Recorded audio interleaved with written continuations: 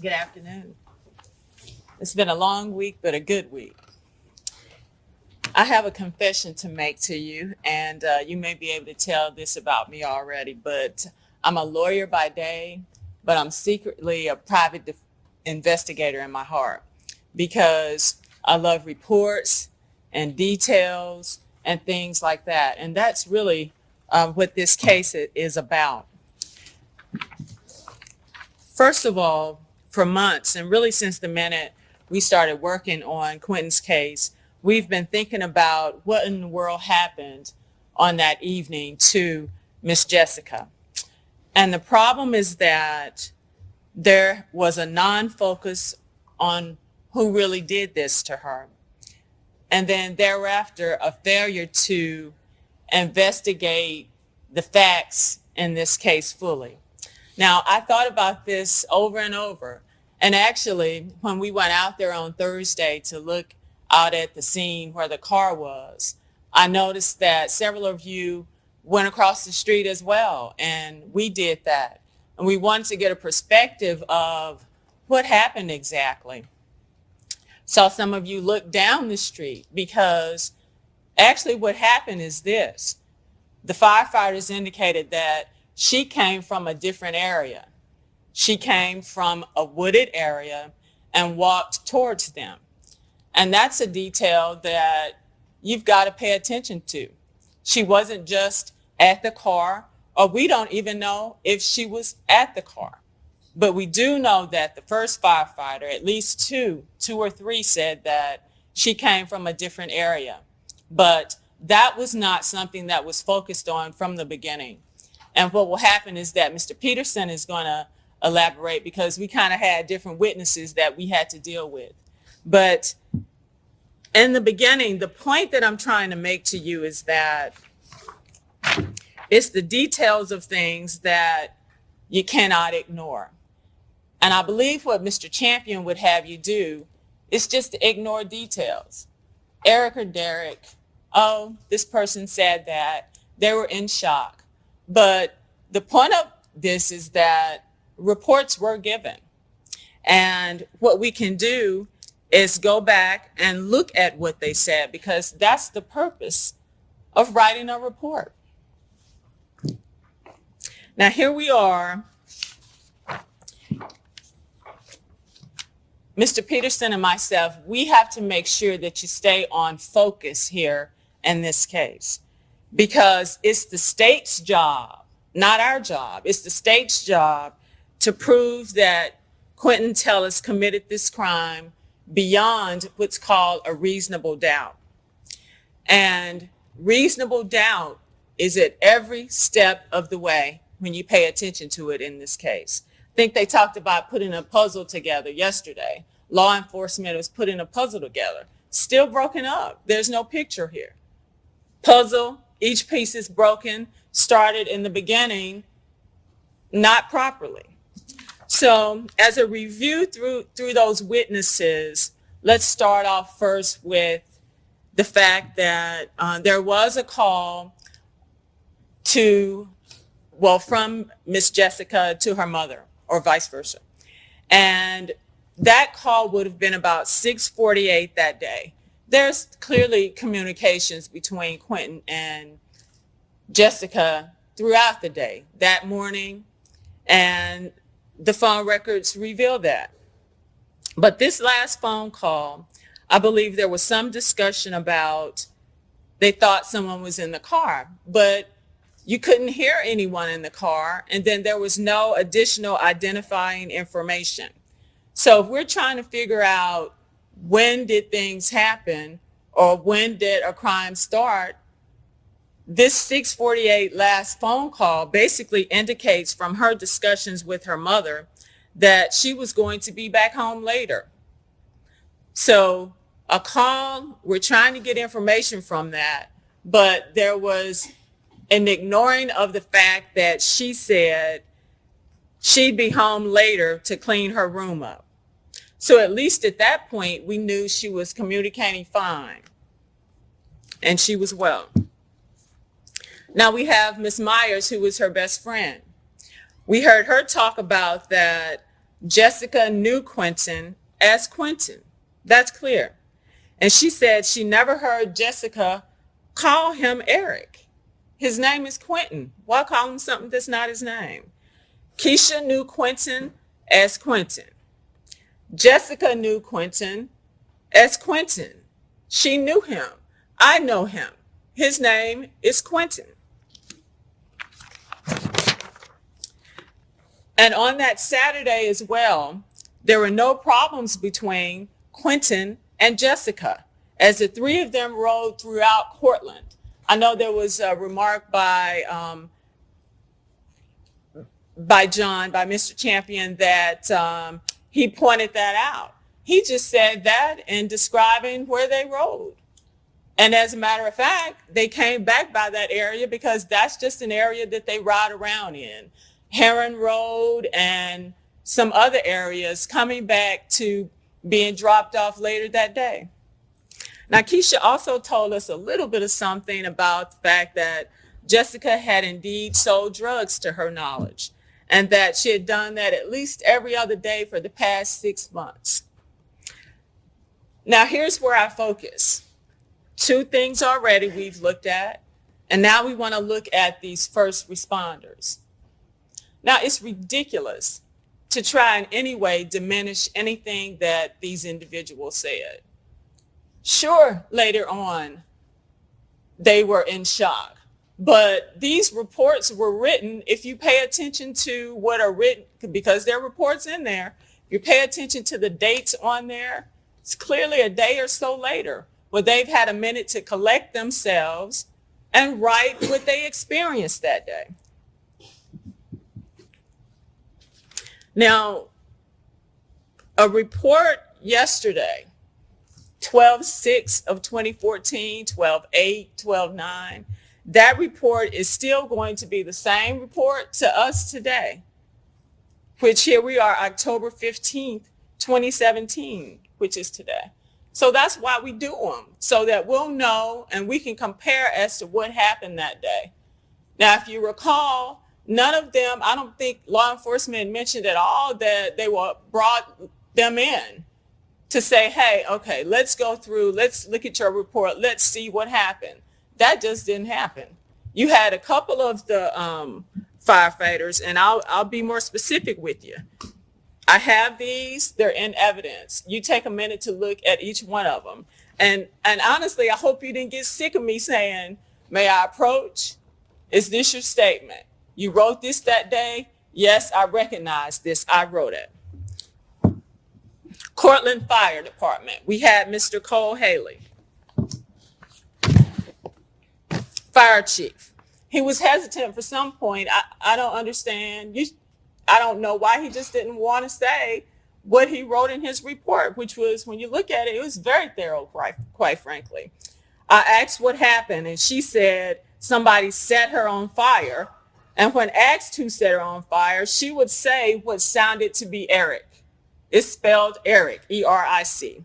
Next one, Jody Morris. And that is when she told us that Eric set her on fire. Eric, in quotes. The report is in there. Brandy Davis. Baby girl, can you tell me your name? Jessica Chambers. Baby girl, who did this to you? She replied, Eric. Baby girl again, who did this to you? She replied, Eric. Another one of the firefighters, Sandra Haley from the Polk Fire Department, what she did was lean down to assist him and try to make out anything as far as Eric's last name. So it's ridiculous to think otherwise and to diminish that. I believe the state said that, well, it was a lot of noise out there. You got folks bending down. You got folks at stretchers. You got folks getting in ambulances saying, who did this? And then she gives a name entirely different from who's here today on trial.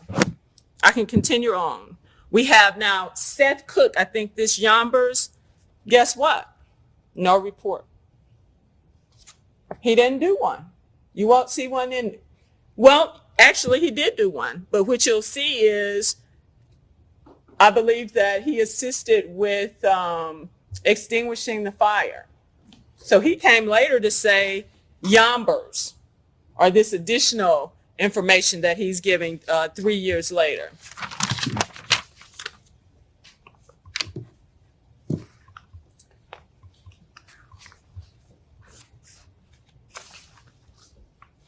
Miss Haley from the Pope Fire Department,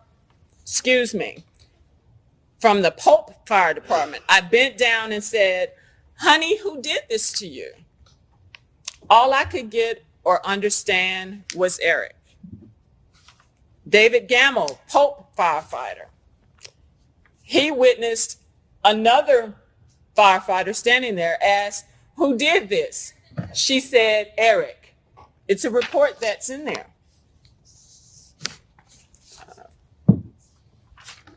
Okay, we had another firefighter, Casey Austin. This is where we get a little difference again. He said, Eric or Derek. Guess what? He didn't do a report.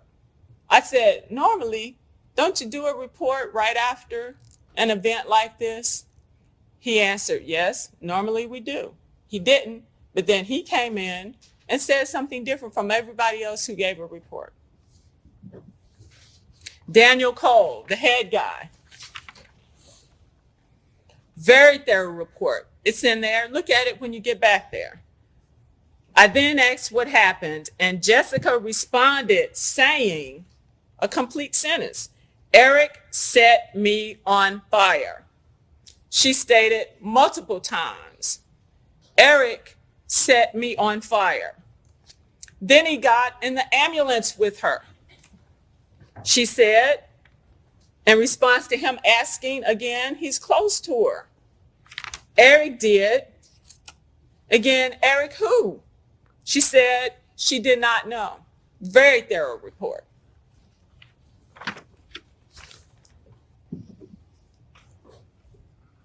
And then the last two who were first responders were law enforcement who were out there. We had both Daryl House and Chuck Tucker.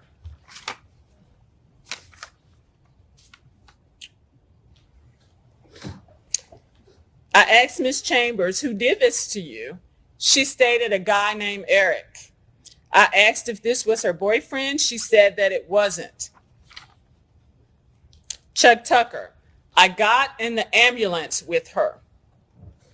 I asked Jessica if she knew who did this to her.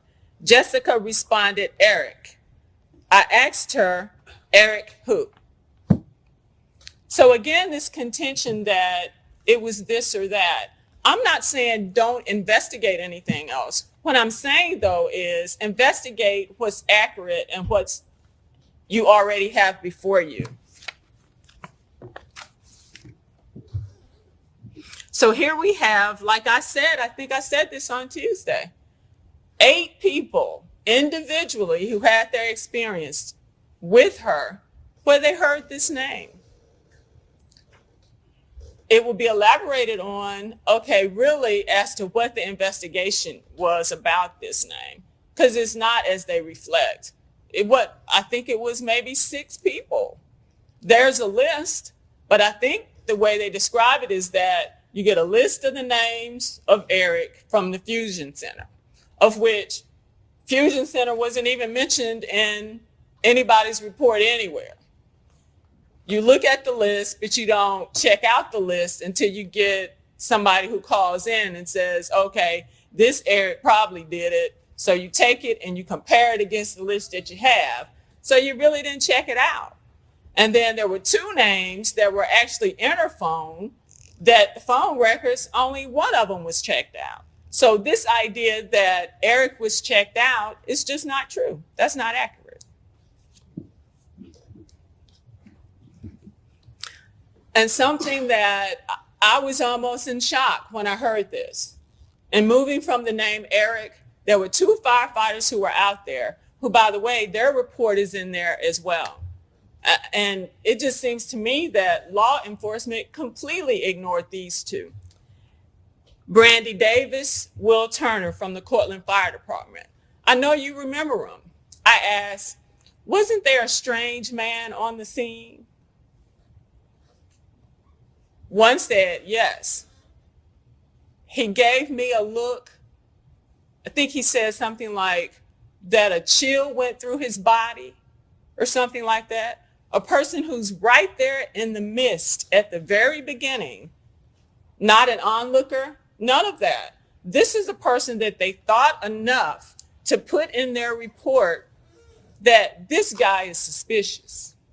They got him off the scene, but he's suspicious and we need to put this down. And as a matter of fact, we need to get his tag number.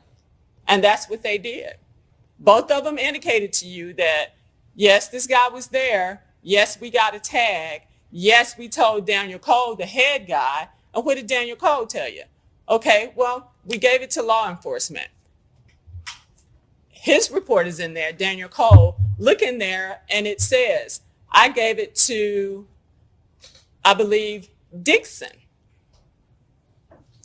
the person who started out the very scene, setting things up, who didn't extend the crime scene beyond the car. Now, the tag information, I would venture to say that that's probably Eric, but we don't know. I would imagine the tag information is gone. We have no idea what that is, but that's who I would say Eric is.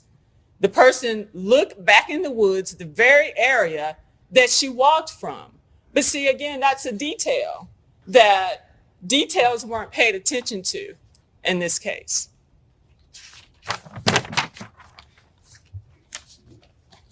Now, there was medical information provided for us as well. And it burdens my heart to know that something like this happened. So we know that, yes, indeed, she was injured and she died as a result of her burns. But when talking with, I believe it was the autopsy doctor, there was an indication that there was no blunt force trauma or anything like that. And that nothing that would say fractures or smothering of her, as there was an indication about that yesterday from the state, that that's what they thought may have happened. And then we had Dr. Hickerson, whose carefully worded medical opinion that when I said, well, surely she could still speak. I know she had injuries, but she was speaking. You have so many people will know that was an instant injury. I thought, well, she got to the hospital 2 hours later. And you have so many people who said that they heard her speak. No, it was improbable. And so finally he just said, I wasn't there. Say, yeah, you weren't. But 8 others were who heard her say a different name than the person who's here today.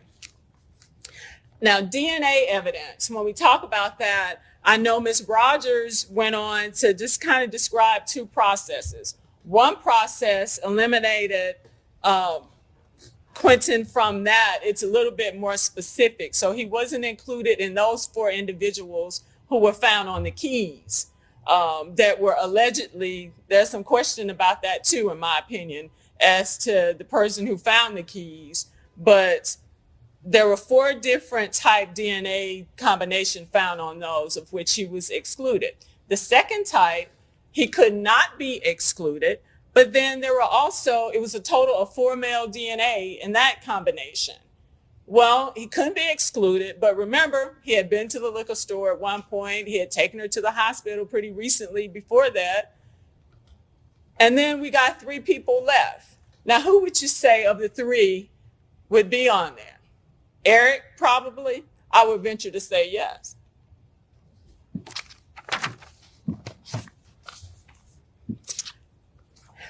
Now, finally, we have Mr. Rowlett, who I admire, quite frankly.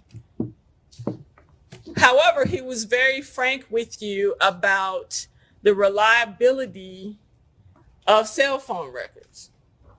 And the thing about these cell phone records, too, is that they say he was Quentin this, Quentin wanted sex, he wanted this and that. But guess what? Jessica knew Quentin. The person that did this, she did not know that person.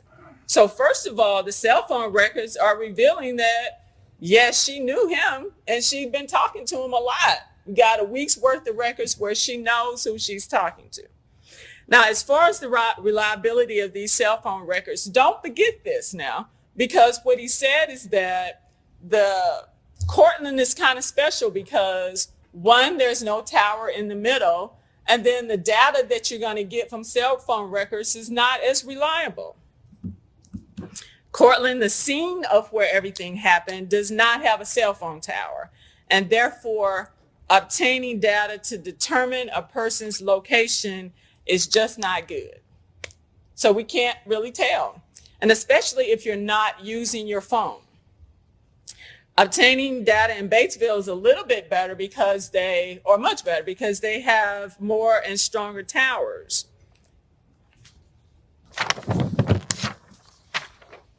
But there's a point in time when if calls aren't made and texts aren't made, then you can't determine where a person's located. So we don't know at some point where Jessica was, and we don't know at some point where Quentin was.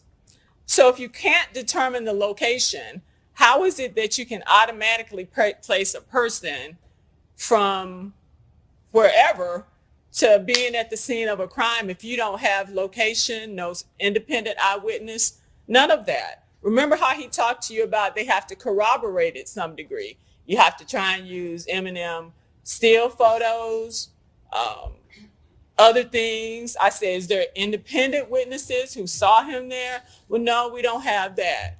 Can you say that you could see him or anybody else getting a gas can from a shed? No, you can't see that. Well, you can't really see anything. It's not supporting anything.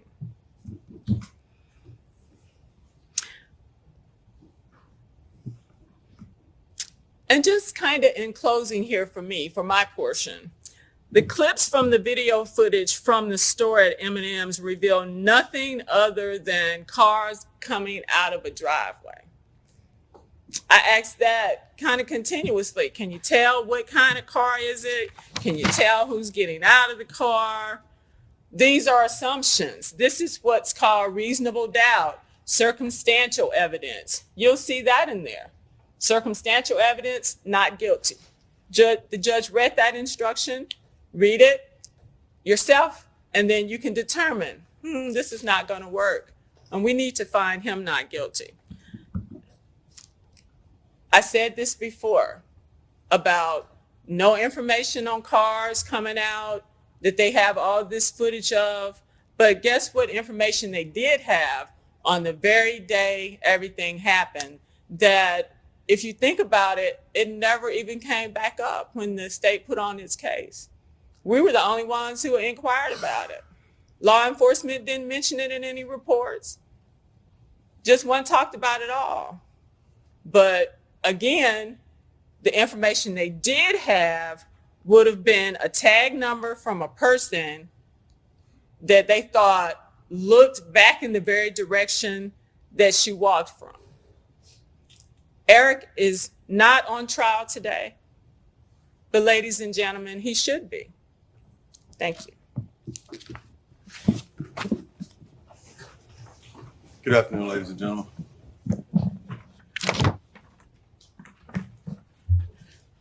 Before I went to law school, I used to sell furniture for a living. I worked at this place called Unclaimed Freight. It says where you coat, there's no heat. Can you hear me now better, sir? Sorry. And you know, my boss, he used to tell me something. This was one of his favorite quotes, and he would always say, "Facts are stubborn things." What do you mean by that? Was you got facts, it's pretty hard to get around those. They're stubborn things. They're pretty much immovable. Now, before I kind of talk about what I believe the evidence have shown this week, I like to always say a couple of different things. What the lawyers say is not evidence. We've been here all week. All of the evidence that you consider, and the judge has already told you that, is been presented from that witness stand in the form of exhibits, in the form of videos on this board. That's the evidence. My effort here is only to just recount some of the things that I consider to be more critical while you're doing your deliberations back in that room. Now, one thing I always like to point out is that as jurors, it is your exclusive province to determine what the facts in this case are. Okay? You determine what those facts are. You determine what those facts are based upon your assessment of the witnesses that have testified at this trial. I can't tell you what the facts were. The prosecution can't tell you what the facts were. Those facts were presented from that witness stand in the form of exhibits, in the form of videos that the judge allowed to come into this trial.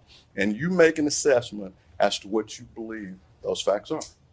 That's your sole responsibility as jurors. And that's one of the portions of the oath that you took at the beginning of this trial.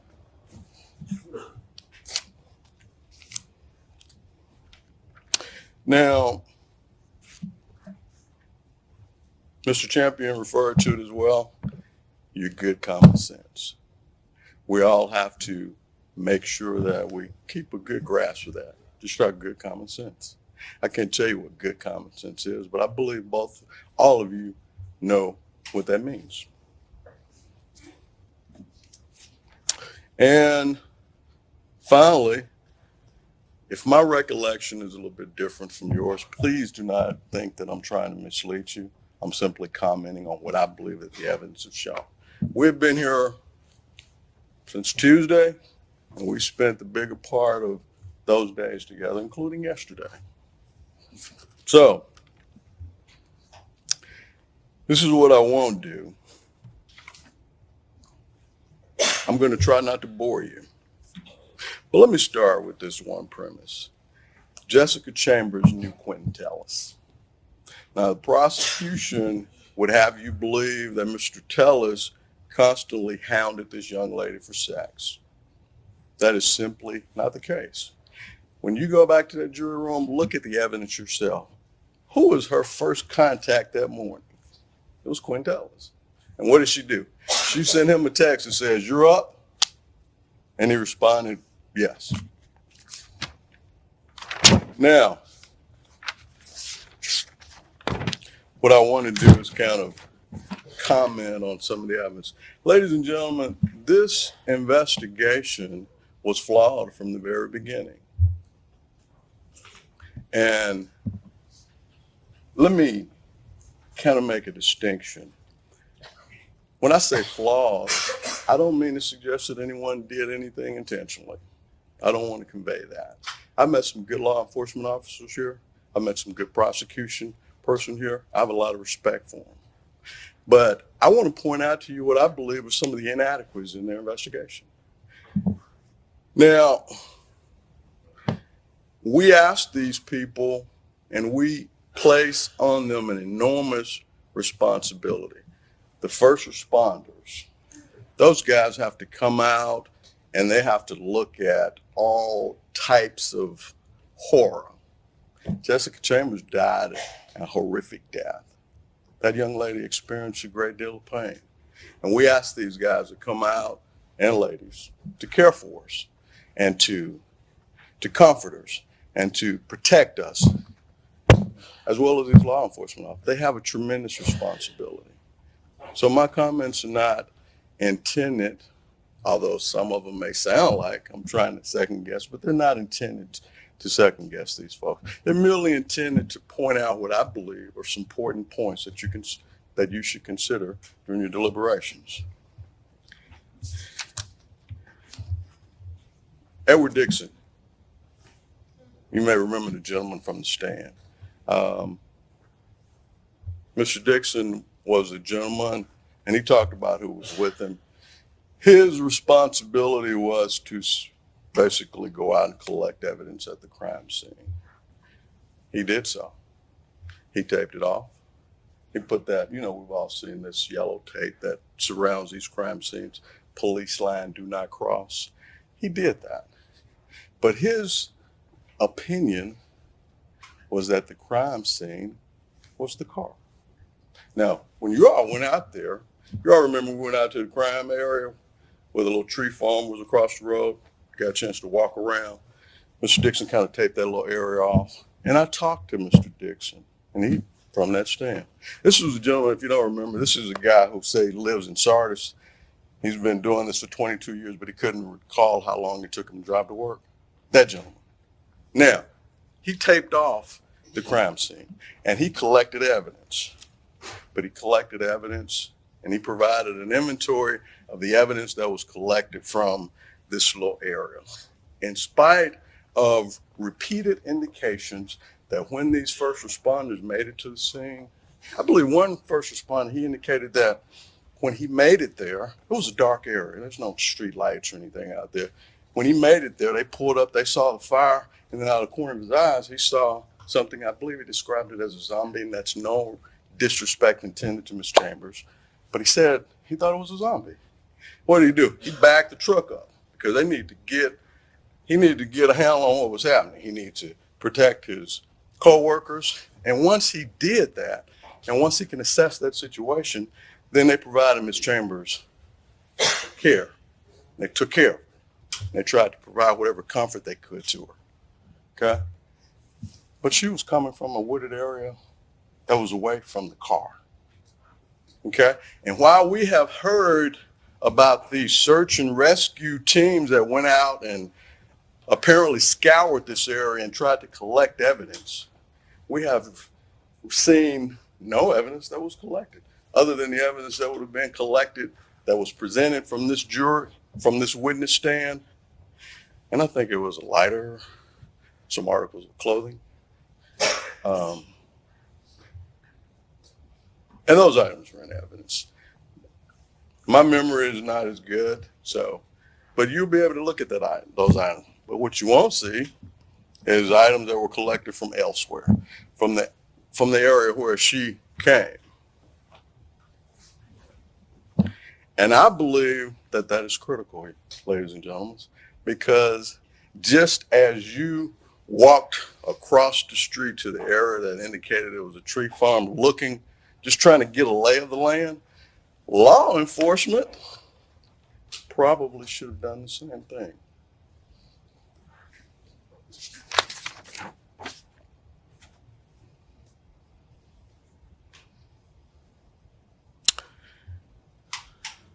Mr. Dixon was also given the tag number of a suspicious man who, and I can't recall the firefighters, but keep in mind, these first responders, you will have their statements to take back into the witness room and review and read yourself and see exactly what they said in their own writing.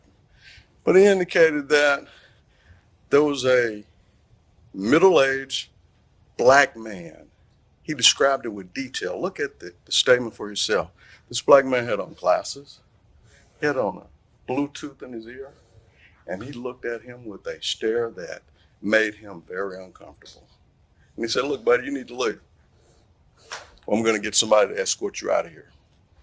And the guy was still reluctant to leave the scene. And he had to admonish him again. And read that in the statement. Don't take my word for it. Look at the statement for yourself. And as he walked away, he was looking back into the woods over in the area where the car was. I believe that was a stone left unturned. Now, I'm going to skip around a little bit.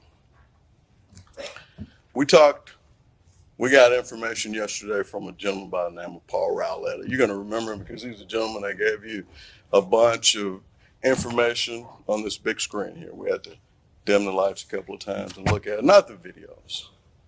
But let me tell you what Mr. Rowlett said.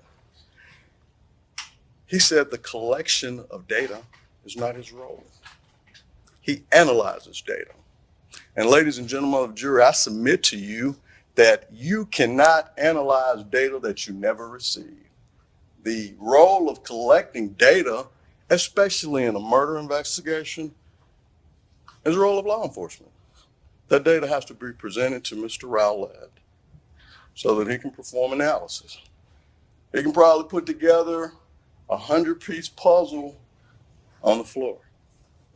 He can pull all of that together, But I tell you, I've never been able to put together any puzzle that I didn't have all of the pieces to. And I suggest to you that he did not have all of those pieces.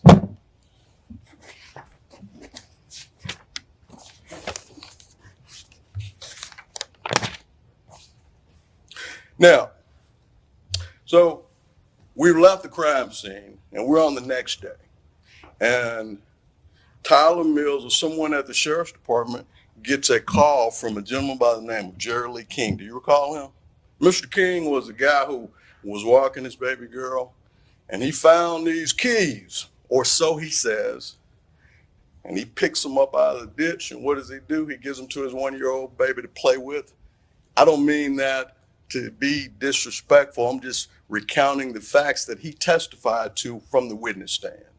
And he went back home, and Miss Mary Tyner, she calls her Tyler Mills. She calls him on his cell phone. You recall that? She had a cell phone because she was his confidential informant. I don't think that's significant. So, but my point is this. She calls him. We have Jessica Chambers' keys. And guess what?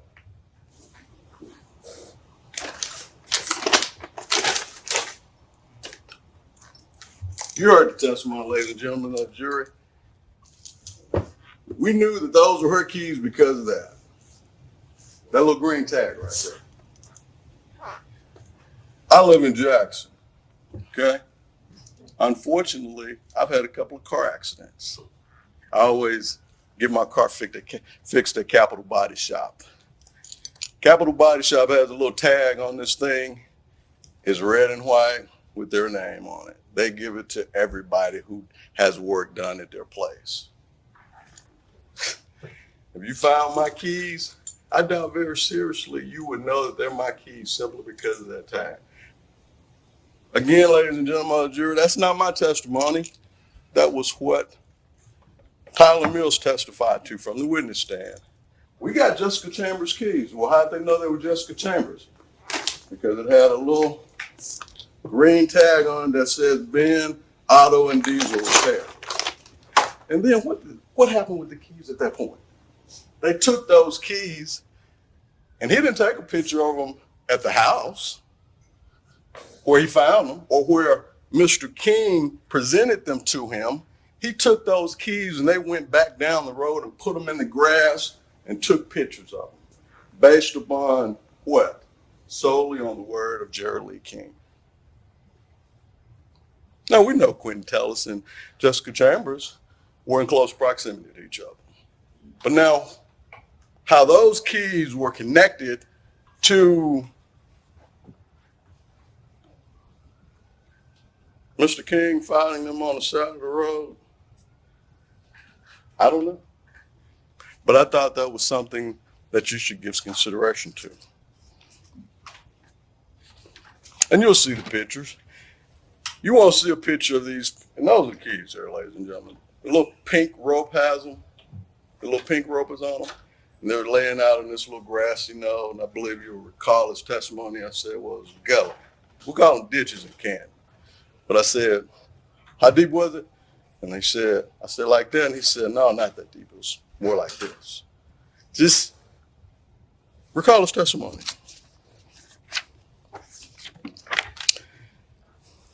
And then there's been talk about this green dot card with Quentin Tellis.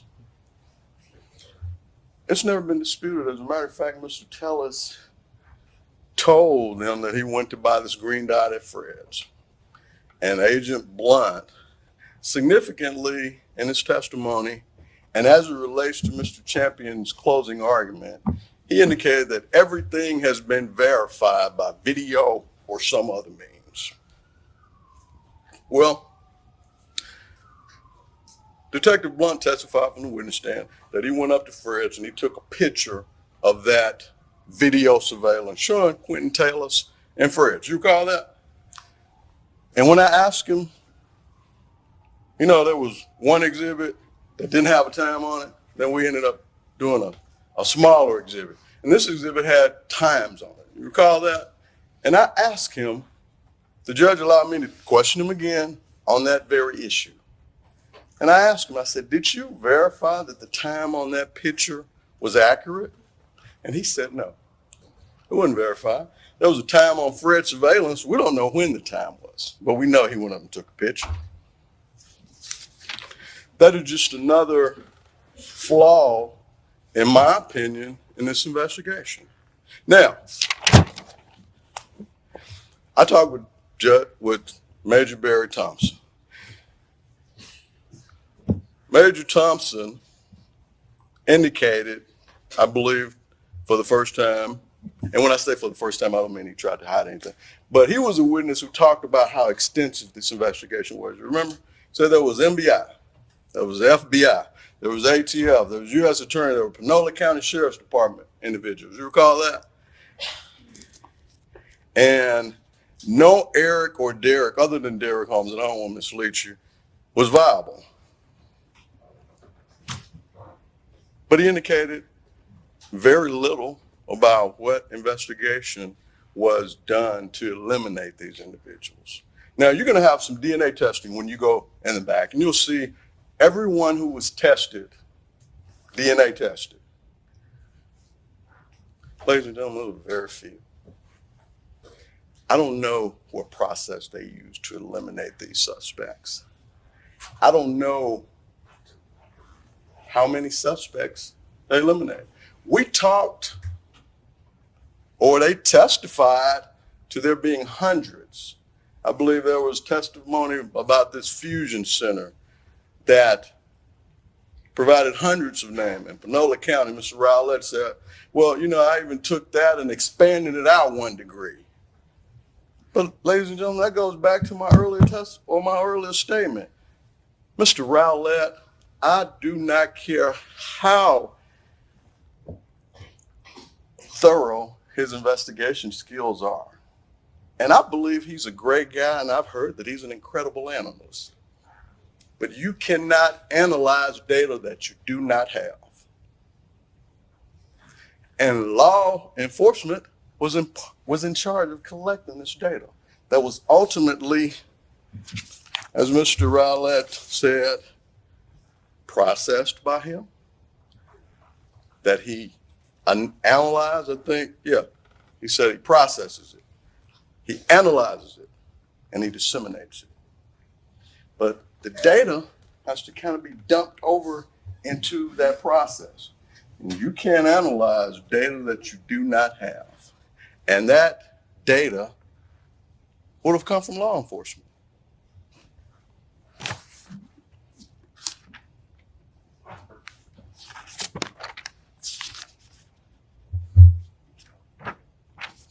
Again, Mr. Thompson, Major Barry Thompson, he also indicated that Mr. Tellus indicated to him that at the time of the fire, he was somewhere else. Do you recall that testimony? And my question was this: what was the time of the fire? He couldn't tell me. So if that was the case, how could Quentin Tellus have represented to him where he was at the time of the fire, when just a few days ago from the witness stand, he could not articulate what the time of the fire was? If that is not your recollection, ladies and gentlemen, then go with your own recollection. I am simply pointing out things that I think are critical and will be critical during your deliberations.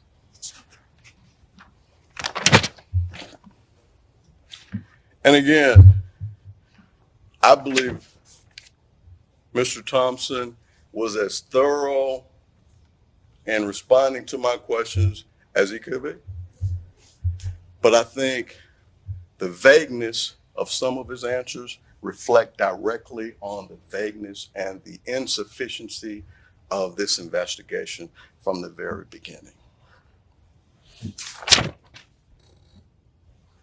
Now, I also talked to a gentleman by the name of Tim Douglas. I'm sure you remember him. Mr. Douglas, I think he's a great guy. And I'm sure that when I was standing here, you all saw us exchange a bunch of smiles as we interacted. Mr. Douglas, he's a witness that talked about this fusion center. okay? And he talked about how they didn't limit themselves. And he actually talked about several Erics or Derricks that he interviewed personally. But we talk about this process of eliminating them as suspects, and I think that's important, and I'll explain that a little bit as I get farther. But there, again, I thought there were some fairly vague references to how they went about eliminating these suspects. Let me give you an example. Mr. Rowlett, he didn't collect the data, okay? But he was extremely good, I believe, in eliminating some of the people. A couple of examples. He talked about how he called a deputy he saw the deputy's phone number and some records, and he wanted to call and say, well, why are you talking to this person? And he went through that process, okay? He made several references to individuals on this video screen when they kind of came in and left camera, and he said, yeah, we did A, B, and C with those people, and this is how we went about excluding them, okay? Ladies and gentlemen, that goes back to exactly what I'm saying. Mr. Rowlett, with the data, with the inputs, he may be able to go through the process. But what about the data that does not make it to his attention? How is that? How is he analyzing it? How is he processing it? How is he disseminating that? He's not. He can't. We're talking about an impossibility.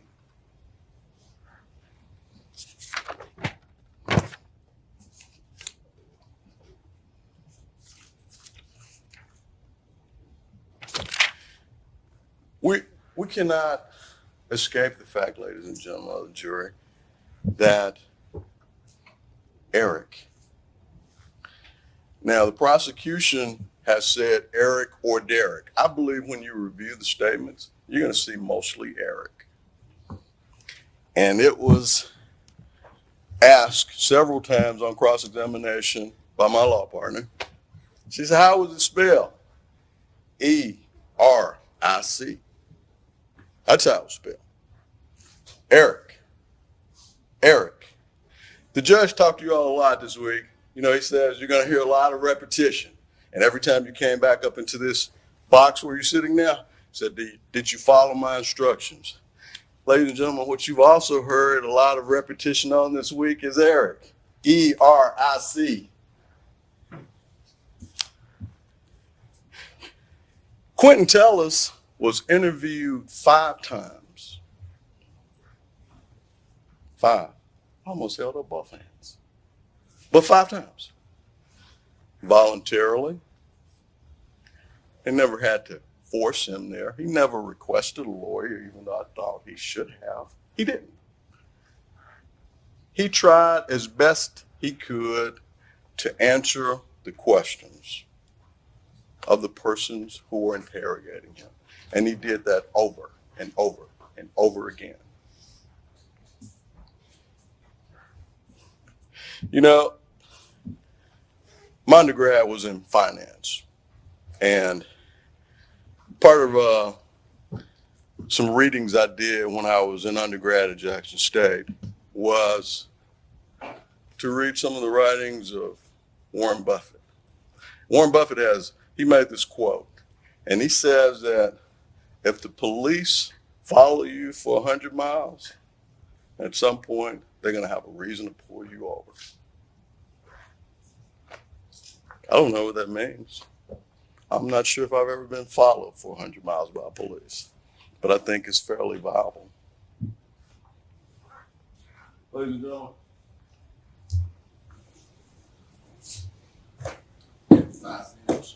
Thank you.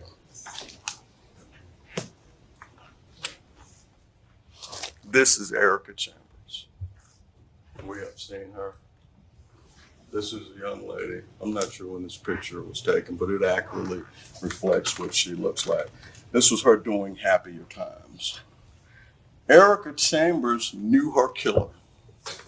And on the night that she was burned, she repeatedly, first responder after first responder, after first responder, after law enforcement said to anyone who listened, Eric did this to me. Eric set me on fire. E-R-I-C. Eric. She didn't say Quentin. If Erica Chambers had told 10 people that Quentin did this to her, I wouldn't be standing here before you. Ladies and gentlemen, we believe that after you go back into that jury room and after you apply some simple common sense, and after you look at the evidence that's been presented to you over this long week of testimony, we believe that you will find that the killer's name was Eric, E-R-I-C. E-R-I-C.